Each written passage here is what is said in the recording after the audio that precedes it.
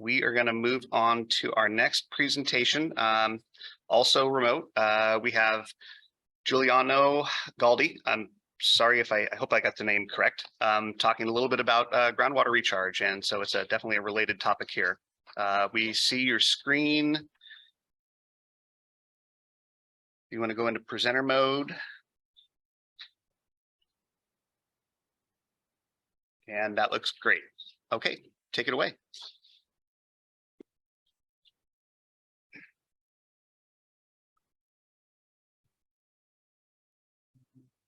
We can't hear you right now. You want to unmute?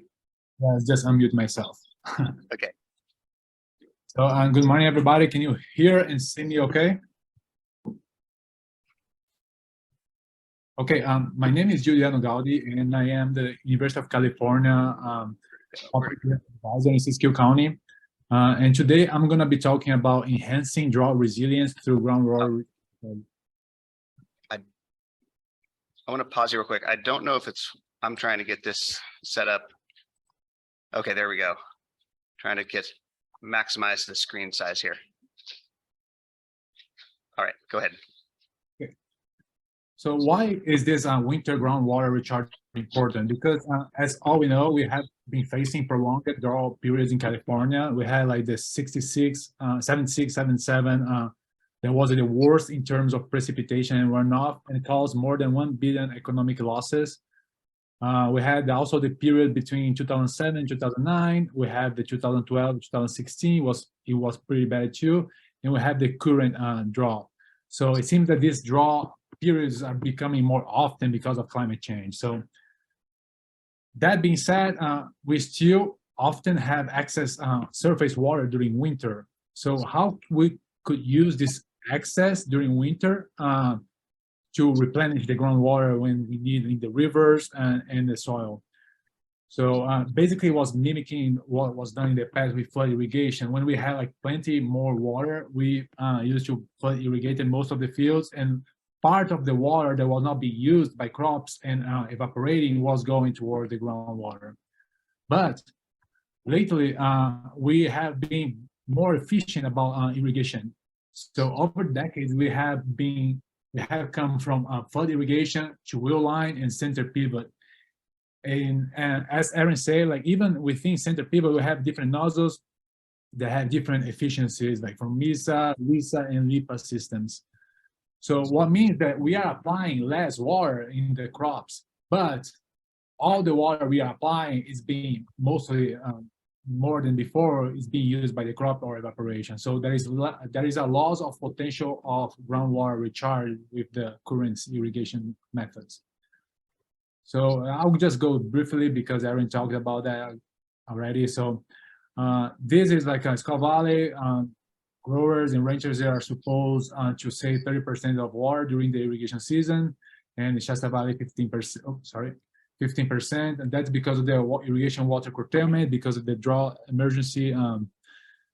So people are applying for plans for collaborative solutions, and most of them did, and they are doing their best to try to save water during these critical periods. So what is the ideal settings for this groundwater recharge? I'm sorry, I'll go a little bit about the agronomic aspects of the project. And then later I'll show some data from past trials. So what we need a high permeability soil, because for this type of trial, we have to apply a lot of water in a short period of time. And doing that, we want to avoid anaerobic conditions because we don't want to have a soil profile totally saturated with water for a long period of time, because that will damage the crop. Talking about crop, alfalfa may be the best, and Scott Valley, which is I'm gonna show some data from, is the predominant crop. So that's important because alfalfa, when we consider the whole state, is grown in like about 800,000 acres. This data is from 2017. I guess right now it's a little less than this because of lots of the alfalfa fields are being changed by high value crops. And even though like here in the intermountain region of California, flood irrigation is not the most common in alfalfa, it still is in the Southern California. And alfalfa is a nitrogen fixing plant. So that is perfect because we have reduced nitrogen leaching to groundwater, which is important. You know, we don't want to contaminate the groundwater with nitrates. And ideally, it's good to conduct the recharge on all the alfalfa stands. Just if something happened with the stand was about to be replanted anyway. So the objective of the recharge trial, the winter groundwater recharge, is replenish groundwater during winter when surface water is available. Also refill the soil profile for the incoming season. And lastly, assess the crop response to excess of winter water application. So as I said, we need to have like a soil part of it. So we need to have high permeability soil for that. We need to have a crop that would not suffer too much to this excess of water being applied. And even though we often have excess of surface water during winter, might not be the case every single year. So we do have to have this water available. And we don't want to try to solve one problem by making another. So we have to pay attention to water quality and possible leaching of nitrate and other chemicals to groundwater. We want to have like somewhere to storage this water and make sure that the water is being stored in a correct way. And to conduct these trials, we do have to follow some rules and permits. We have been applying for permits like yearly to conduct like these 2 pilot projects with like the past 2 years. And these permits come to a cost, but so far we have been able to pay with grant money for this cost of the permits. And also, lastly, the location. We need a location that would benefit from these proposed trials. So I'll go just quickly over like some possible problems with the crop. There could be like a lack of oxygen because of the saturated conditions. But this injury caused by the saturated conditions is more, it happens more when it's warm. So during winter, this injury is like mitigated. There can be like yield reduction because the death of the fine roots of the alfalfa. Because when that happens, the next season, alfalfa has to spend some energy to rebuild these roots. So therefore, it's going to delay a little bit the above ground growth. There could be some reduced nitrogen fixation because these saturated conditions could damage the rhizobium nodules, which is responsible for fixating nitrogen from the air. It can have stand loss because of diseases and waterlogging. And that's why it's good to have like old alfalfa stands. And lastly, nutrient leaching. Like even though alfalfa is a good candidate because there is no nitrogen fertilizer applied, we have to pay attention on that. There is some other agronomic implications of alfalfa recharge during winter. When this treatment, where there is no flood irrigation, we had much more weeds, 38 and 63 plants with a biomass of 1,200 kilograms per hectare with the treatment that had no flooding. And the highest flooding treatment, we had no weed in 2004 and 11 in 2005 and only 5 kilograms per hectare of biomass. So that means that besides the benefits to groundwater, to soil profile, it can have benefit on weed control, which would decrease the input of pesticide used in the crop. It also helps with pest control because rodents is very problematic here in the Intermountain region. And some researchers, they say that that's because we are using less and less flood irrigation for most of the crops here. So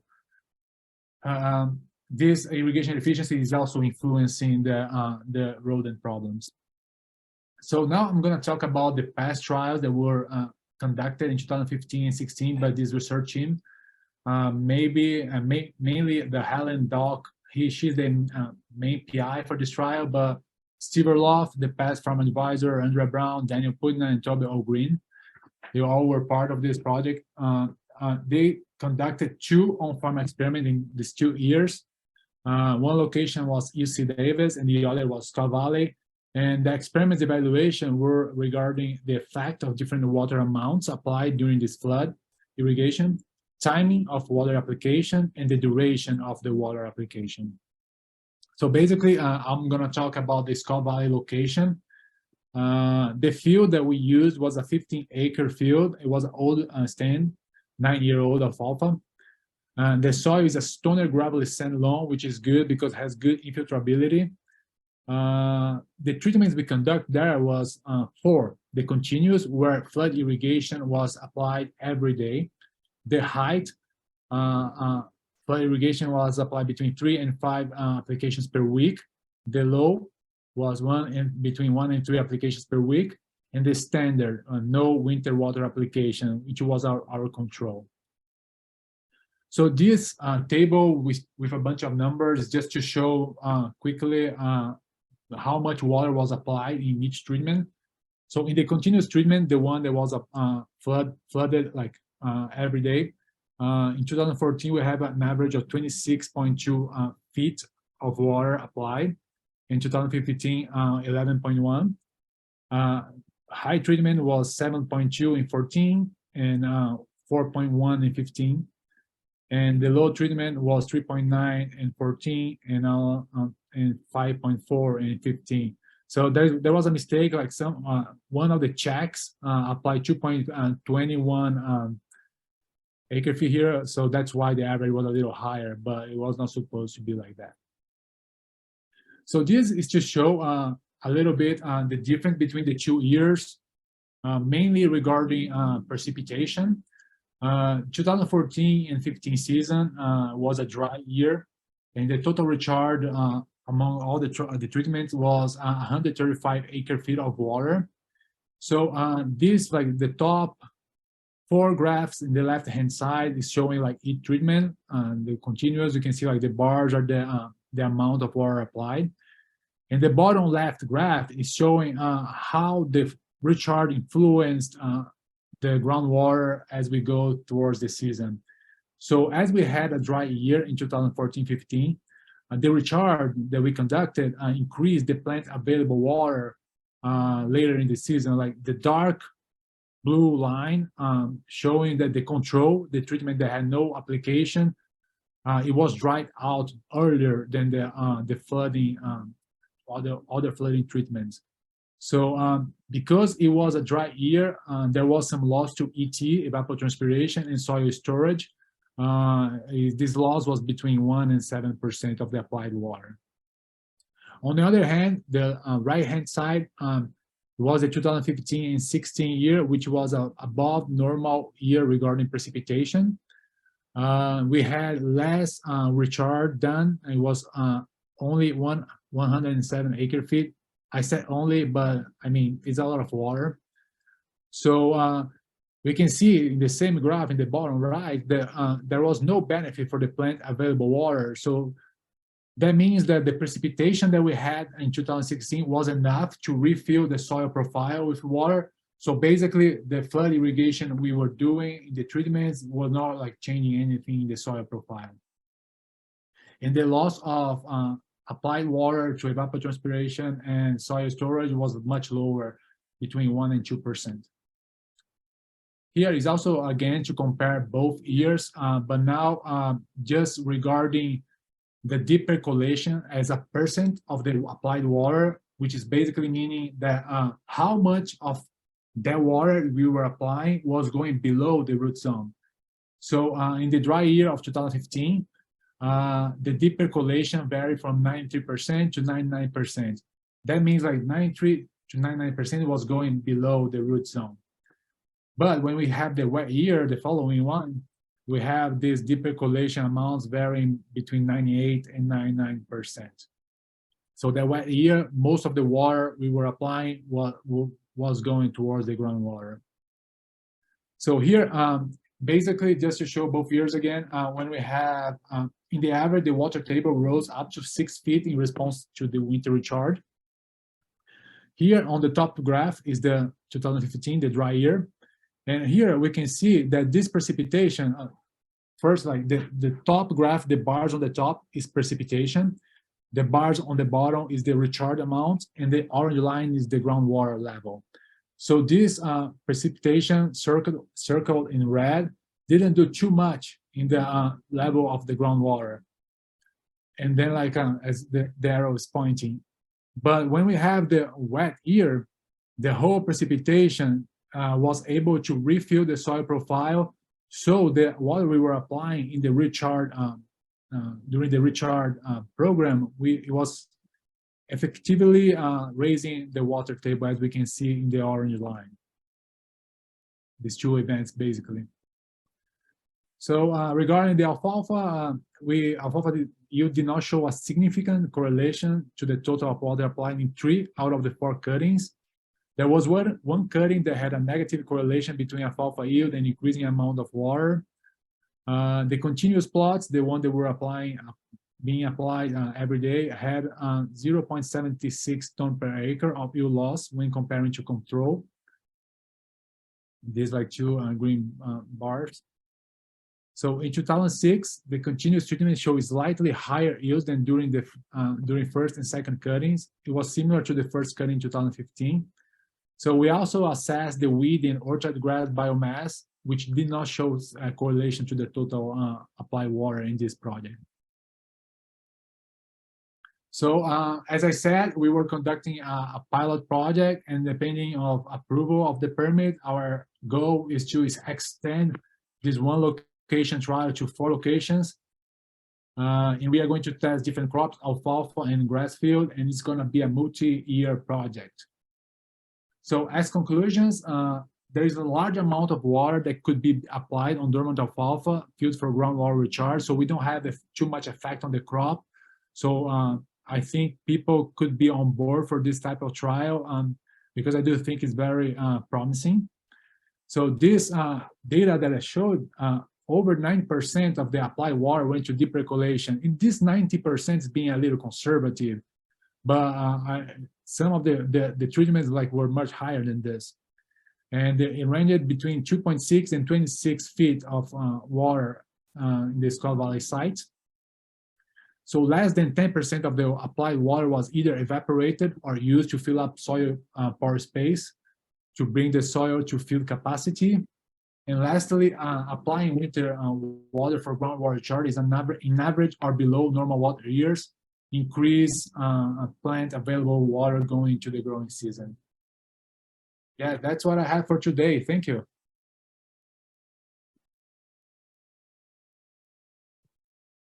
All right, thank you. That was really interesting, and looking at alternatives to get water back on the land and in the ground. It's good to have the studies for that.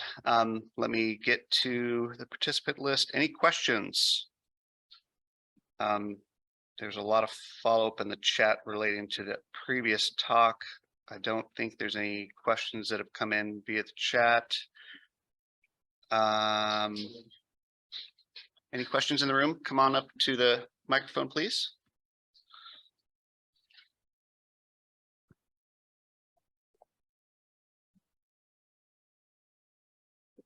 Sorry if I missed this in your presentation, but when looking at percentage of water, when looking at percentage of water that went down, percolated below the plant roots, was there a spectrum of depth that those plant roots were at, knowing that there's different stewardship practices at different places growing? So just curious what that root depth generally was, if there's an average of that you shared. Yeah, the root depth for alfalfa, it varies. You know, old stands of alfalfa, the roots can be very deep. Assuming that we don't have soil restriction, it could go like up to 8 feet deep. But this trial, basically, the depth of water, we were checking with like soil moisture sensors, which can show like where the water was deep percolating to, you know. But the good part of this new project that we are going to use isotopes assessment to track the movement of the water we are applying. So I think we are going to have a better idea on like how much really the water is going, like how fast it's going to the river, and how efficient it is being.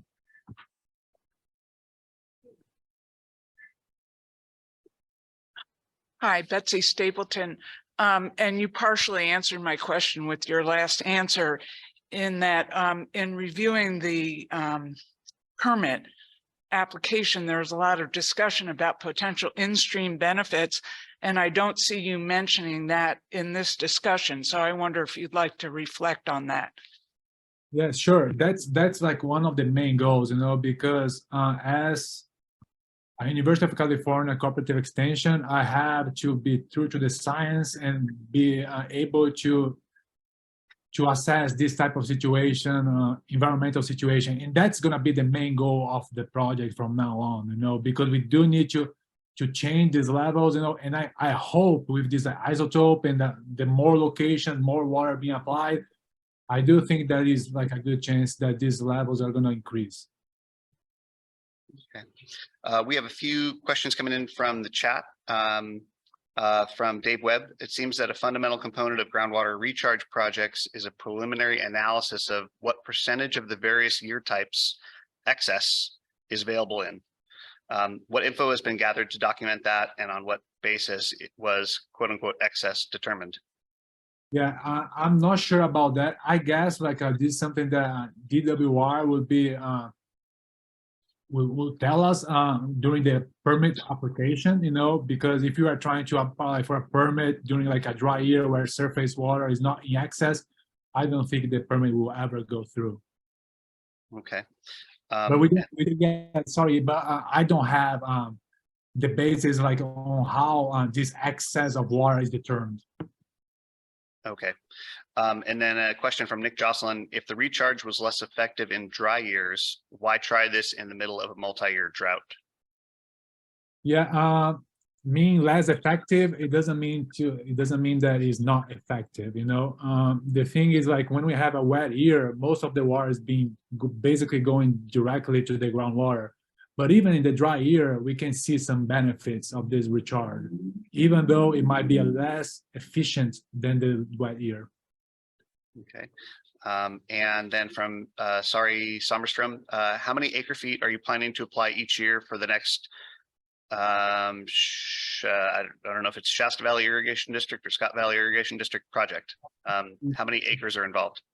It's Scott Valley. It will depend on the permit too, and the availability of water, and assuming that we have enough, I think we can go as much as we can, depending on the soil properties and how infiltrable this water is going to be.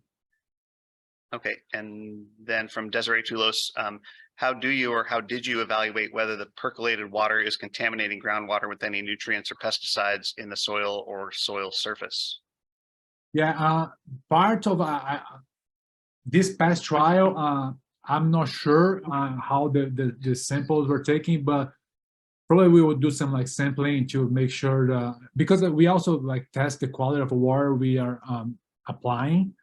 And as I said, like nitrate problems with alfalfa is less likely because we don't have nitrogen input. So nitrate leaching to groundwater will not be a problem in alfalfa fields. Okay, great. Well, Giuliano, thank you for the talk. That was really interesting and appreciate it. All right.